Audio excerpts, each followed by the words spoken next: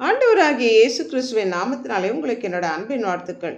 இன்றைய நாள் தியானத்துக்காக தேர்ந்து கொள்ளப்பட்ட வேத வசனம் யோபின் சரித்திரம் 1வது அதிகாரம் 10வது வசனம்.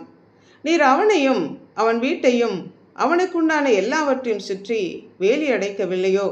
அவன் கைகளின் கிரியையை ஆசீர்வதித்தீர், அவனுடைய சம்பத்து தேசத்தில் பெருகிற்று என்று சாத்தான் தேவனிடம் சொன்னான். கர்த்தர் சாத்தானை நோக்கி, என் தாசனாகிய யோபின் மேல் கவனம் வைத்தாயோ? உத்தமனும் சன்மார்க்கனும் தேவனுக்கு பயந்து பொல்லாப்புக்கு விலகுகிறவனுமாகிய அவனைப் போல பூமியில் ஒருவனும் இல்லை என்று சொன்னபோது சாத்தான் தேவனிடம், யோபு விருதாவாகவா தேவனுக்கு பயந்து நடக்கிறான்? நீர் அவனையும் அவனுடைய வீட்டையும் அவனுக்கு உண்டான எல்லாவற்றையும் வேலி அடைத்து பாதுகாப்பதனாலே அவன் உமக்கு பயந்து நடக்கிறான் என்று சாத்தான் சொன்னான். ஆம், தேவன் அவருடைய பிள்ளைகளை சுற்றிலும் வேலி அடைத்து பாதுகாக்கிறார். அவனையும் அவனுடைய வீட்டையும் அவனுக்குண்டான எல்லாவற்றையும் அவனுடைய சம்பத்தையும் அவனுடைய பிள்ளைகளையும் கர்த்தர் பாதுகாக்கிற தேவன். கர்த்தருக்கு பயந்தவர்களை அவருடைய தூதர்கள் சூழ நின்று பாதுகாக்கிறார்கள். கர்த்தர் தாமே அக்கினி மதிலாயிருந்து அவருடைய பிள்ளைகளை பாதுகாக்கிறார். எகிப்து தேசத்திலே 10வது வாதையான சங்கார தூதனுடைய சங்காரத்துக்கு விலக்கி பாதுகாக்கும்படி பஸ்கா ஆட்டுக்குட்டியின் ரத்தம் அவர்களுடைய வாசல் நிலைக்கால்களிலே பூசப்பட்ட போது சங்கார தூதனுடைய சங்காரத்துக்கு விலக்கி அவருடைய பிள்ளைகளை பாதுகாத்தார். பகலிலே மேக ஸ்தம்பமாகவும் இரவிலே அக்கினி ஸ்தம்பமாகவும் இருந்து அவர்களை துரத்தி கொண்டு வந்த எகிப்திய சேனை அவர்களை தொடாதபடி கர்த்தர் பாதுகாத்தார். அன்றைக்கு மாத்திரமல்ல, இன்றைக்கும் அவருடைய பிள்ளைகளாகிய நம்மை பாதுகாக்கிற தேவனாக இருக்கிறார்.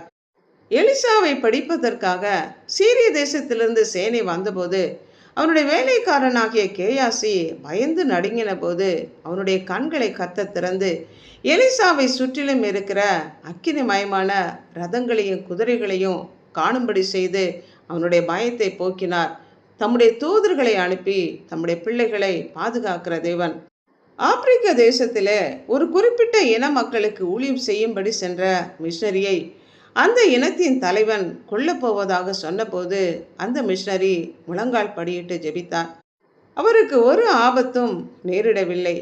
சில வருடங்கள் கழித்து அந்த இனத்தின் தலைவன் ரட்சிக்கப்பட்டு ஆண்டவராகிய இயேசு கிறிஸ்துவை ஏற்றுக்கொண்ட போது அன்று இரவு நடந்தது என்ன என்று அந்த மிஷனரி விசாரித்த போது தாங்கள் வந்தபோது அந்த மிஷனரியை சுற்றிலும் அக்கினி எரிந்து கொண்டிருந்ததாகவும் அந்த அக்கினியை சுற்றிலும் மகாபலசாலிகளான இராணுவ உடை தரித்த பல வீரர்கள் நின்று கொண்டிருந்ததாகவும் அதனால் இவர்கள் பயந்து கொண்டு வந்துவிட்டதாக அந்த தலைவன் சொன்னான்.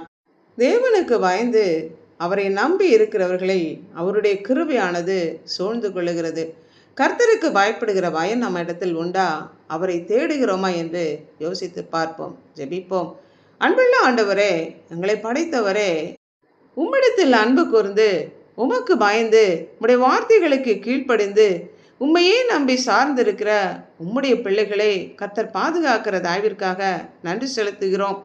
அக்கினி மதிலாய் இருந்து உம்முடைய தூதர்களை சூழ பாளையம் இறங்கி பாதுகாத்து உம்முடைய கிருபையினாலே சூழ்ந்து கொள்ளுகிற தயவிற்காக நன்றி செலுத்தி உம்முடைய கரங்களுக்குள்ளாக எங்களை அர்ப்பணித்து ஜெபிக்கிறோம்.